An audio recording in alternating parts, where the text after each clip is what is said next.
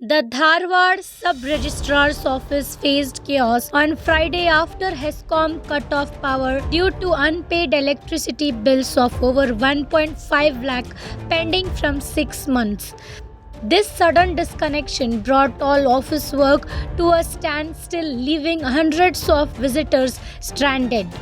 Though the office has a generator, it was non-functional due to a lack of diesel. After repairs, only a few systems could resume partial operations. Frustrated citizens, some who travelled long distances for property registrations, were seen sitting outside, expressing anger at the officials. People are questioning how a government department handling daily transactions worth lakhs failed to pay its basic bills.